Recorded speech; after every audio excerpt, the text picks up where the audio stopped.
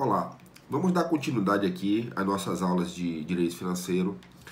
Nós vamos tratar de dois tópicos importantes: despesas e receitas. Claro que é um assunto vasto e de forma mais metodológica a gente vai abordar sobre cada um desses tópicos as noções gerais, o conceito, né, algumas considerações. Vamos tratar de uma parte importante aí, que são as fases, os estágios, ou seja, o processamento disto, né, o procedimento sobre esses dois assuntos. E aí, em um outro momento, em uma outra oportunidade, em conjunto, a gente trata da classificação das despesas e classificação das receitas, tá? Então, vamos iniciar falando sobre as despesas públicas, tá? Então, despesas públicas, né, elas fazem parte do orçamento, tá? Então, elas correspondem àquela parte do orçamento que giram em torno de uma autorização para desembolso de recursos da administração pública, tá? Então, isto está referente ao emprego, à distribuição dos recursos pela administração, e isso acontece em diversos planos, tá? O que é gasto com saúde, o que é gasto com educação, o que é gasto para pagamento de pessoal, certo? Então, tudo isso compõe exatamente esse item, que é o item da despesa pública, tá? Ou seja, se refere a vários setores também da administração pública, ok?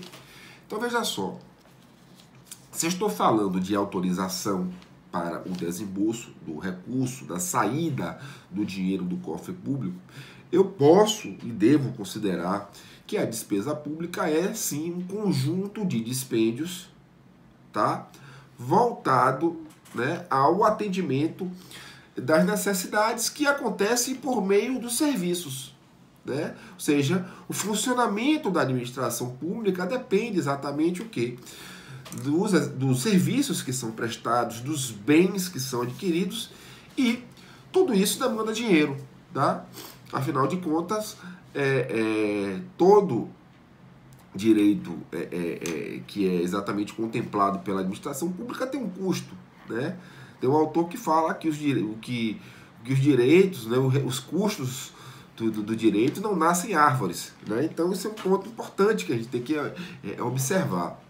Porém, essa relação do dispêndio ao longo da história, ela passou por algumas transformações.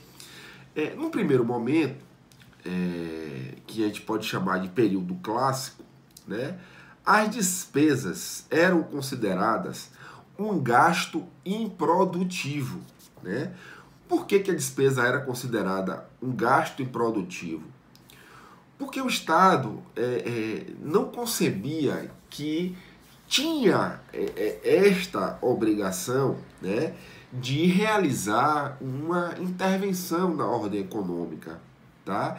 De intervir na relação dos particulares, certo? Então, para o Estado, considerar o gasto improdutivo é porque, na verdade, é como se fosse um prejuízo, ou seja, aquilo que vai, na verdade, se destacar do montante de recurso que o Estado tem, que não tem volta e não tem razão de ser, a não ser pelas questões daquilo que o Estado definitivamente não pode deixar de tratar, de realizar, que nesse período clássico era o quê? Justiça, segurança, tá? A questão do custo que o Estado tinha com o próprio fisco, né, para poder ter uma máquina de administração tributária preparada para poder arrecadar, tá? Então tudo isso era gasto do Estado, mas que não tinha essa relação de intervenção na seara dos particulares, tá? Porém, pós Segunda Guerra Mundial, né, que aí a gente já verifica que o Estado, né, passa a ter uma outra compreensão né, de que a inércia, de que a sua ausência ocasionou, né, prejuízos significativos ao longo da história, o Estado, então, passa a ter um outro tipo de postura, que é exatamente a postura de tentar promover o equilíbrio na economia, né? Ou seja, os estados precisavam, naquele momento em que havia, né, uma debilidade muito grande, né, nos centros econômicos, né, dos grandes países, eles precisavam reestruturar o Estado para a fim de recuperar a economia. Então, para se realizar este objetivo, era necessário que houvesse o investimento do Estado para ter esta função. Então, você começa a ter uma noção de que a despesa ela é capaz, né, de desencadear uma redistribuição de renda, tá? Ou seja, de ter um papel relevante na economia, no social. Então isso muda um pouco a conotação, né, o conceito, né, a explicação sobre esse elemento de despesa pública. Ok. Quando a gente tenta, né, entender o conceito de despesa pública, né, o conceito que é mais festejado, que é mais utilizado por quase todos os autores, é o conceito do financista Aleomar Baleiro, tá? E é interessante que existem dois conceitos. Existe o conceito, na verdade, dentro de uma perspectiva legal, e um conceito dentro de uma explicação infralegal, tá? Então, o conceito clássico, tá, de Aleomar Baleiro, e aí eu quero trazê-lo na íntegra, porque assim vocês vão ter acesso e vão conseguir visualizar de maneira mais clara, mais objetiva. Ele diz o seguinte: despesa pública é o conjunto de dispêndios do Estado ou de outra pessoa jurídica de direito público, ou seja, conjunto de dispêndios do Estado, tá, para o funcionamento dos serviços públicos. Então, o que ele está dizendo com isso? É tudo aquilo que se gasta pelo Estado e que é necessário, que é instrumental para que ocorra o funcionamento do serviço público, para que a máquina estatal funcione. Tá? Então este é o conceito legal trazido por Aleomar Baleiro. Tá? O próprio Aleomar Baleiro traz um conceito infralegal quando ele fala que despesa consiste na aplicação de um valor para execução de um fim. Tá? Ou seja, o governo ele tem missão, ele tem algo que compete ao cargo do governo. Né? O que é que o governo tem que cumprir? Então, para que ele cumpra, ele tem que aplicar valor. Tá?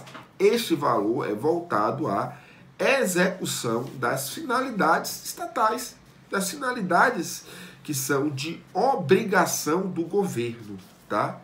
Então, vocês aí conseguem já perceber exatamente, né, o que é exatamente a despesa pública e mais do que isso, para que serve? Para que serve o Instituto de Despesas Públicas? Para o quê? Ser instrumental para a realização dos serviços, para o funcionamento do Estado. Isso é muito importante, tá? Então, o que acontece? Veja, quando eu comecei exatamente a minha explanação hoje, eu falei que a despesa era parte do orçamento. Tá? Então, as despesas são fixadas no orçamento. O que quer dizer isso? Ter uma despesa que é fixada no orçamento. Quer dizer o seguinte, que esta autorização, porque você só está autorizado a gastar quando isto está autorizado na lei orçamentária. Ora, isso quer dizer o quê? Que esta autorização possui um caráter limitativo, ou seja, só gaste o que está autorizado na lei orçamentária. Só gaste aquilo que, enquanto despesa, foi fixada na lei orçamentária, tá? Então esta é a regra. Agora, como eu falei que é regra, já queria deixar claro uma observação. Não é todo dispêndio que está previsto no orçamento. Lembre-se que a Lei Omar Baleiro, como eu falei no conceito dele, diz conjunto de dispêndios, certo? Do Estado para o funcionamento de serviços públicos. Ok, mas não é todo o dispêndio que está previsto no orçamento. Afinal de contas, existem também as despesas extraordinárias, ou seja, aquelas despesas que acontecem, que precisam ser realizadas, né, de maneira eventual e esporádica, né? Inclusive, nós estamos, né, em um momento, como eu já disse, eu vou tratar isso depois, que é um momento de calamidade, né, que o governo, o Estado se viu diante da necessidade de realizar despesas extraordinárias, porque até então, quando ele apresentou a sua proposta de orçamento em agosto de 2019, não teria como fixar e nem teria como prever tal fatalidade. Então você vê que o direito financeiro ele também apresenta, né, mecanismos formais dentro do sistema financeiro que também são capazes exatamente de absorver essas situações circunstanciais, tá? Que nem sempre, digamos assim, são factíveis, né, deduzíveis no momento da previsão das despesas, tá? Então, quando o Estado se vê no momento de que há uma necessidade de executar e não tem aquela parte do orçamento que o autoriza, ele vai recorrer, então, à aplicação daquilo que a gente chama de despesas extraordinárias, tá? Queria trazer aqui 3 critérios para vocês, que são critérios, assim, elucidativos com relação ao nosso assunto, tá? Veja só, existem despesas públicas que você pode tratá-las dentro de um contexto de despesas quanto à necessidade. Ok. Necessidade pública, tá? Ela diz respeito a um fim político, né? Porque a realização de gastos também perpassam por uma ideia de escolhas, né? Claro que tem exatamente situações que envolvem, inclusive, direitos fundamentais que, ao meu sentir, já tem praticamente nenhuma margem ou pouquíssima margem de discricionariedade, né? Muito pelo contrário, né? Pelo modelo que nós temos de Estado hoje, pela Constituição, estamos sim diante de uma obrigatoriedade de cumprimento, tá? Mas nem sempre você tem, o governo tem obrigatoriedade sobre tudo. Muitas vezes, né, ele realiza escolhas que exatamente consistem, né, em opções que serão exatamente o que instrumentais, né, que serão meios para o alcance, né, das finalidades, tá? Então essa é uma primeira relação que eu falo aqui, de que despesa pública tem a sua relação com necessidade. Você não gasta o dinheiro, na verdade, dos costos públicos sem uma, digamos assim, aparente, né, no mínimo, né, necessidade que esteja correlata, tá? Uma necessidade pública, uma necessidade que esteja positivada, né, em algum texto de lei ou na própria Constituição, dentro do nosso ordenamento ou da nossa ordem constitucional, tá? Um outro ponto também que eu falo, ainda, né, dentro dessas ideias iniciais, é que as despesas se relacionam também a um modo em que se realizam, ao modo que se realiza, tá? Isso quer dizer o quê? Que para se realiza a despesa, é necessário que se obedeça a um trâmite, tá? Este trâmite, ele é embasado, né, não só no texto constitucional, mas também na legislação infraconstitucional.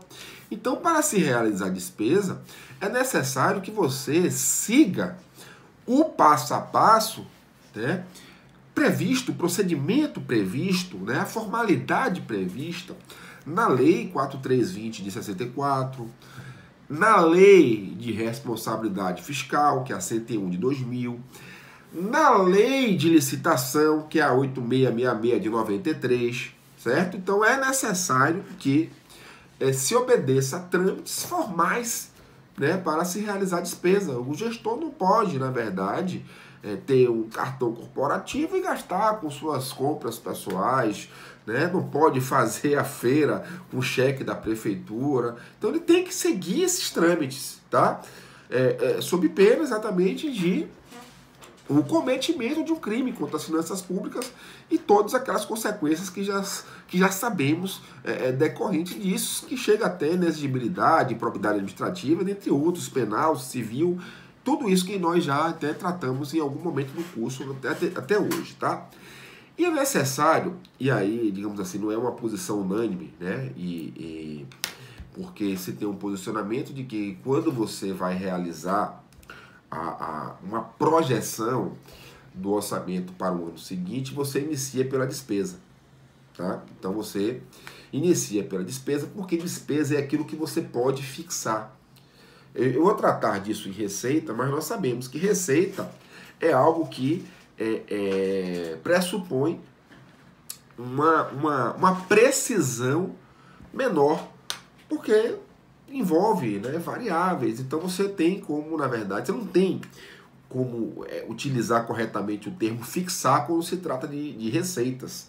Você estima o que vai arrecadar, né? Claro que se você for analisar agora, no momento que vivemos de pandemia, né, o Estado está arrecadando menos, né? A economia está desaquecida, as pessoas, na verdade, estão desprovidas de recursos, diminuíram as suas rendas, né?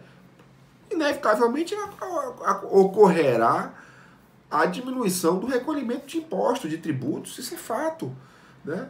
E aí o Estado, você acha que o Estado tinha condições de fixar isso? Não. Porque ele tinha como, no mínimo, estimar quanto receber, tá? Então o que acontece?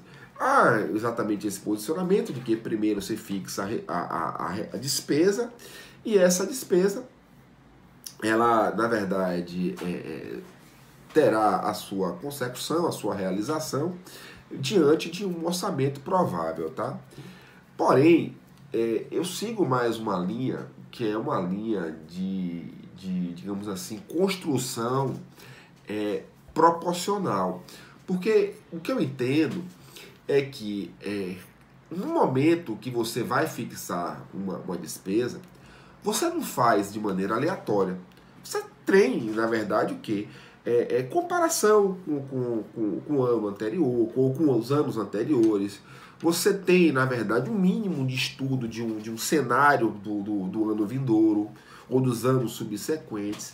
Então, o que acontece? Eu acho que essa construção de uma peça orçamentária é uma construção que se desenvolve e deve se desenvolver dentro de uma perspectiva de simetria, né?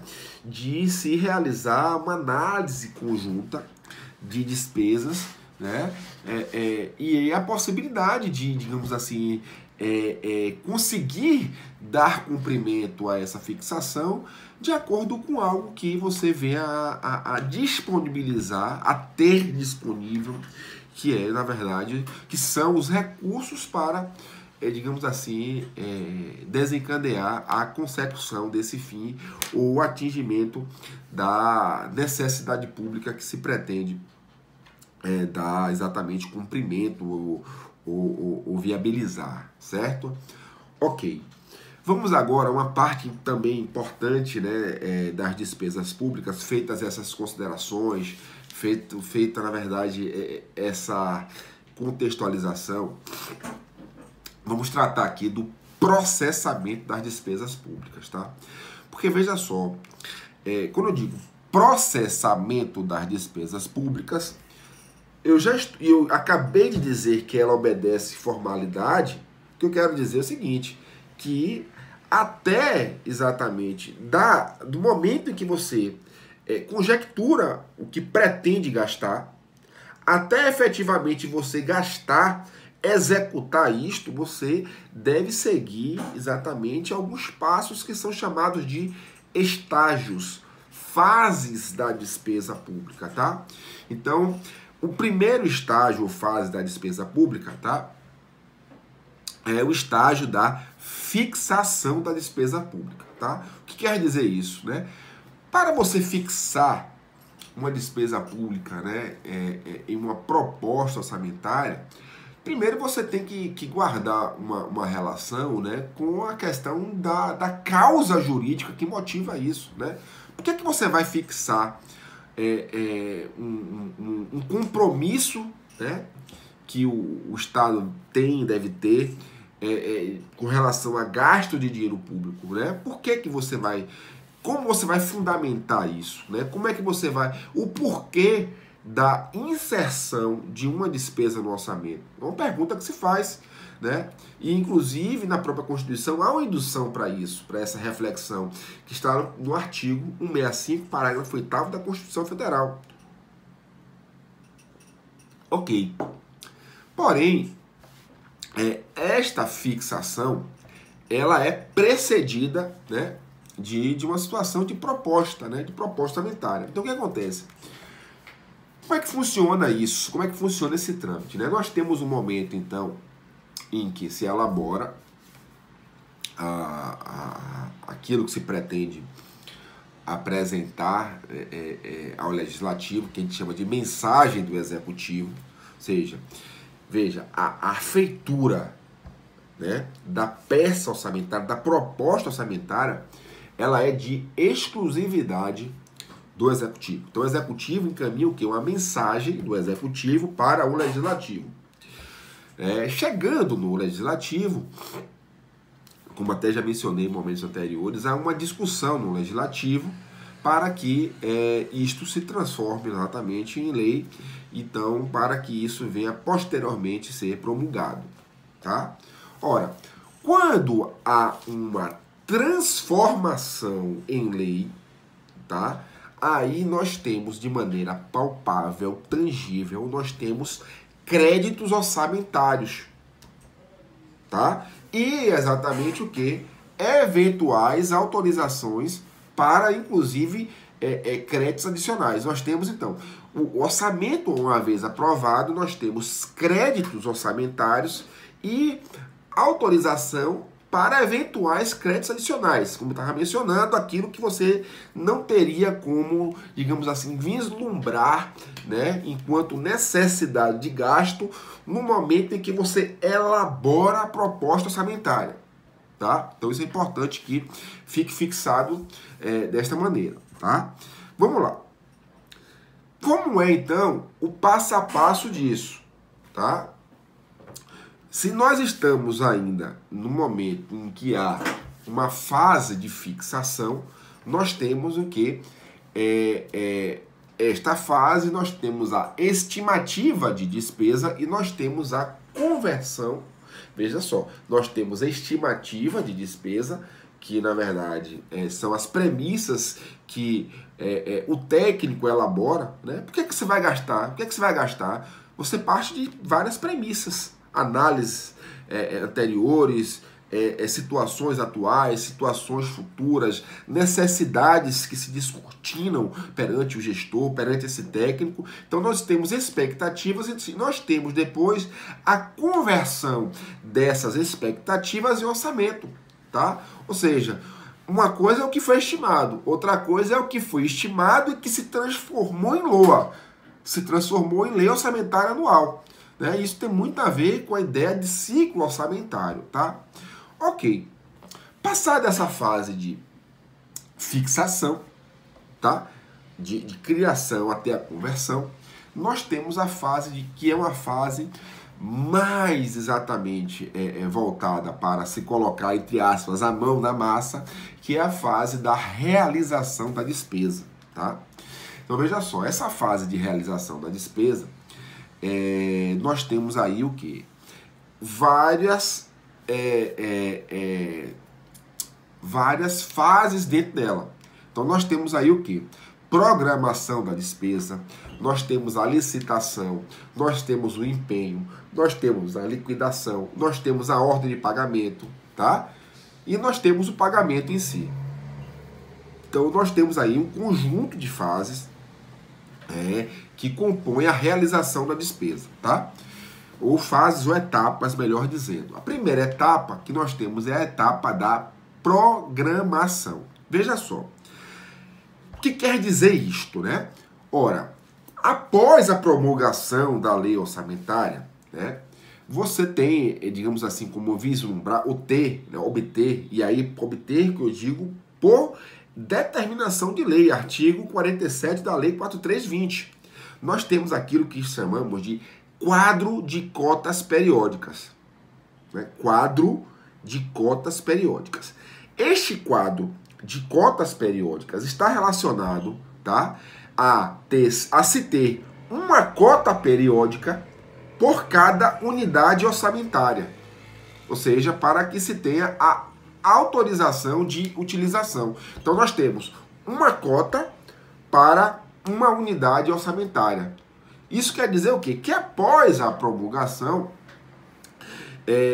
nos deparamos com limites que são fixados pela própria LOA, né? E aí é que entra a ideia, né? Qual a importância de se ter esses limites fixados pela LOA? Claro, esses limites estão relacionados à eficiência, porque uma vez que não se tem esse caráter limitativo, você permite o gasto ao Deus dará, né? E necessariamente, né, antes de se terminar o exercício financeiro, este gestor inevitavelmente vai recorrer ao quê? A outros créditos, né? A empréstimo, né? Inclusive, né? A operações de crédito. Então, este caráter limitativo, ele tem importância tamanha, né? Ou seja, você tem que dizer, discriminar. Eu tenho uma cota periódica que se refere a uma unidade orçamentária, tá? Então, o que quer dizer com isso? Que o executivo, né, devido a esta necessidade autorizativa, ele prescinde realizar um cronograma de desembolso. Ou seja, como é que ele vai despender desta totalidade de recursos ao longo do ano, ao longo do exercício financeiro? Então ele tem que ter o quê? Um programa de utilização desses recursos, um programa de utilização desses créditos orçamentários, né? Ou seja, aprovados para cada período.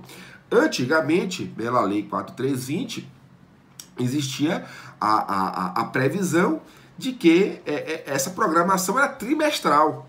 Porém, a Lei de Responsabilidade Fiscal, né, inclusive no seu artigo 8º, ela mudou exatamente esta programação e esta programação agora, né, ela é mensal. Então você tem um programa de utilização de créditos orçamentários, tá, por mês. Ou seja, cada mês você tem, exatamente após a promulgação, tá, a necessidade de definir o que você vai gastar por mês.